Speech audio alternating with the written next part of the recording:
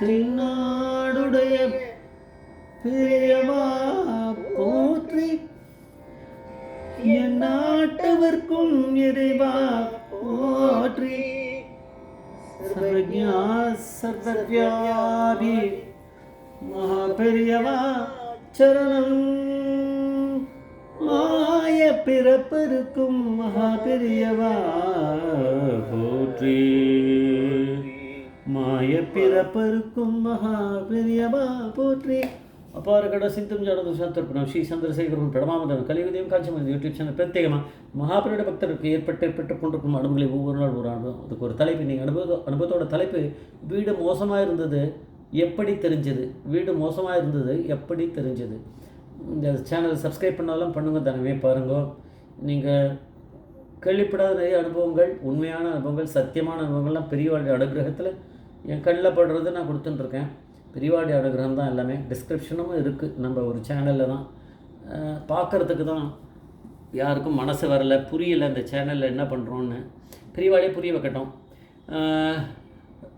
வீடு மோசமாக இருந்தது எப்படி தெரிஞ்சது பெரியவாளுக்குன்னா, பெரியவா தான் அங்கே பரமேஸ்வரனில் வெறும சாதாரண ஆளாகுது. ராணிப்பேட்டையில் இருக்கக்கூடிய எசையனூர் அப்படிங்கிற இது வந்து வேதபுரி மாமாவுக்கு சொந்த ஊர். எசையனூர் பாட்டின்றவா தான் இவளை ரொம்ப வளர்த்துவான். ஆமாம், அவளுக்கு ஏதோ குழந்தெல்லாம் கிடையாது. சீக்கிரமே அவள் ஆத்துக்காரெலாம் போயிட்டா. நான் நிறைய பண வசதி உள்ளவா. அது மடத்துக்கு நிறைய பணத்தை எழுதி வச்சுருக்கா. இவ்வளோலாம் இருந்திருக்கு. தன்னுடைய பிள்ளையாகவே பசங்களை இவர் பிரதர் இவருடைய இது எல்லாருமே வேதபரிமமா கூட இருந்தவாள்லாம் அவள் தான் வளர்த்துருக்கா. அப்புறம் அவள் காலம் ஆயிடுத்துப்போ. இப்போ பெரியவா கிட்ட இருந்துட்டுருக்கார் இவர். பெரியவா வந்து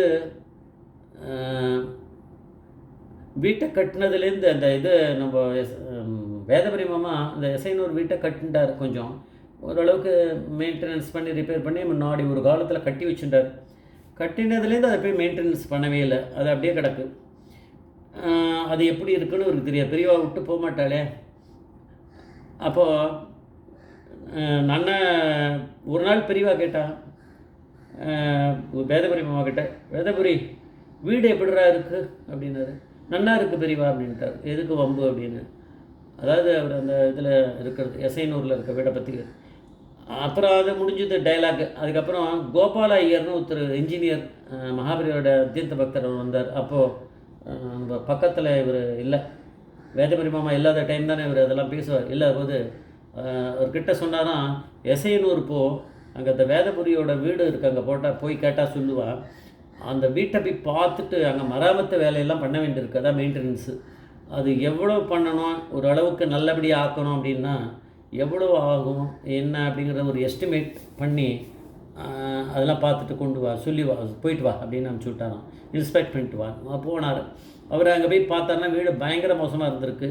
சீலிங்கில் இருக்கக்கூடிய கட்டைகள்லாம் வந்து எப்போ உளுத்து போய் கிடக்கு, எப்போ கீழே விழும், மேலேருந்து எப்போ சீலிங் கீழே விழுன்னு தெரியல, அந்தளவுக்கு மோசமாக இருக்குது. அப்புறம் வந்து சொன்னார் அவர், இந்த மாதிரி ஒரு 5000 ரூபா ஆகும். அந்த காலத்தில் 5000 ரூபா அது. அதுக்கப்புறம் ஒரு 10-15 சிமெண்ட்டு மூட்டைகள் தேவைப்படும் அப்படின்னா அவருடைய கூலி ஒன்றா அவர் ஒன்றுமே வாங்காமல் பண்ணிவிடுவார். ஏன்னா பெரியவா சொல்கிற விஷயம் இல்லையா, அந்த மெட்டீரியல்ஸ் தான் அவர் சொல்கிறார் 5000 ரூபான்றது. மற்ற ஐட்டங்களை தான் கட்டெல்லாம் இருக்கும், மரக்கட்டைகள்லாம் காஸ்ட்லியாக தானே இருக்கும். ஆனால் சொன்னாராம். பெரியவா வந்து அப்படி பேசிகிட்டே இருக்கும்போது வேலூர்லேருந்து ஒரு ஆடிட்டர் வந்தார். பெரியவா தான் பரமேஸ்வரன் இல்லையா, பக்கத்தில் வந்து வேதபுரி மாமா இல்லை. அவருக்கு தான் வேண்டாம் வேண்டான்னு கத்திருப்பார். ஐயோ எனக்கு வேணாம், நீங்கள் பெரியவா இந்த மாதிரிலாம் பண்ணக்கூடாது வேண்டான்னு இருப்பார். அவர் வீட்டை அவர் வந்து பணத்தை செலவழித்து பண்ணுறதை விடமாட்டார். ஏன்னா முதல்ல அது பெரியவா கிட்டே எதுவுமே கேட்கக்கூடாதுன்னு தான் இருந்தார். ஆனால் எல்லாமே பெரியவா தான் பண்ணியிருக்கா அவருக்கு. அது வேறு விஷயம். அப்போ அவர்கிட்ட இந்த ஆடிட்டர், அவர்கிட்ட வேலூர்லேருந்து வந்த ஆடிட்டர் ஒருத்தர், அவர் யாருன்னு தெரியல, அவர்கிட்ட நீ வந்து இந்த செலவு முழுக்க நீ எடுத்துட்டு பண்ணுறியா அப்படின்னாராம். அவர் சரின்னாராம். பெரியவா உத்தரவு நான் பண்ணுறேன்னு. அப்புறம் அவரை வரையும் லிங்க் பண்ணி விட்டார். அவள் போனால் வீட்டை போய் ரெடி பண்ணி ஓரளவுக்கு, ரொம்ப பண்ண முடியாது, ஒரு நல்ல டீசெண்டாக எல்லாம் ரெடி பண்ணால் அது கொஞ்சம் நாள் டைம் எடுத்திருக்கும், ஒரு மாதக்கணக்காக இருக்கும். எல்லாம் முடிச்சுட்டு வீட்டில் எல்லாம் ரெடி பண்ணி கீயை மாற்றி வேறு கீயை கொண்டு வந்து லாக் பண்ணி எல்லாம் எடுத்துன்னு வந்து வந்திருக்கா. பின்னாடி ஒரு நாள் தான் வந்து இவர் வந்து தெரியாது, பெரிய வந்து அங்கே பக்கத்தில் ஏதோ கொடுத்துட்டு வந்திருக்கா, எங்கே அந்த கீ கொடுக்கணுமா, யாராவது தெரிஞ்சுவா வீடு எதாக இருக்கும், அதை ரெடி பண்ணி கொடுத்துட்டு வந்துட்டா. அந்த மேட்டர் அந்த காலத்தில் அங்கேருந்து இங்கே வந்து போகிறதுலாம் இருக்காது. எசைனூர்லேருந்து யாரும் இங்கே வந்திருக்க போகிறா. அதனால் வேதபுரி மாமாவுக்கு வந்து அங்கே ஒரு இந்த மாதிரிலாம் நடந்திருக்குன்ற விஷயமே தெரியாதான். அவர் பாட்டுக்கு சாதாரணமாக போயிட்டு வரலாம், ஊருக்கு வீட்டுக்கு வந்து போயிட்டு வரலான்னு வந்து பார்த்தாருன்னா வீடு பளபளன்னு இவ்வளோ மெயின்டெனன்ஸ் நடந்திருக்கு, எல்லாம் நடந்திருக்கு. பக்கத்தில் விசாரித்து பார்த்தாலும் அவள் தான் சொன்னாலாம், இந்த மாதிரி இந்த இன்ஜினியர் வந்தார், இவர் வந்தார், ஆடிட்டர் வந்தார், இவ்வளோ வேலை நடந்தது அப்படின்னு சொன்னேன். அவளுக்கு தெரியும், அவளாம் பக்கத்துலேயே இருந்திருக்கா இல்லையா, அவள் ஏதாவது கொஞ்சம் அந்த இன்ட்ராக்ஷனில் அவளுக்கு தெரிஞ்சிருக்கு. ஆனால் அவள் யாரும் இந்த படத்து பக்கம் வராதனால அவள் வேதபுரி மாமாவுக்கு ஒன்றும் சொல்லலை.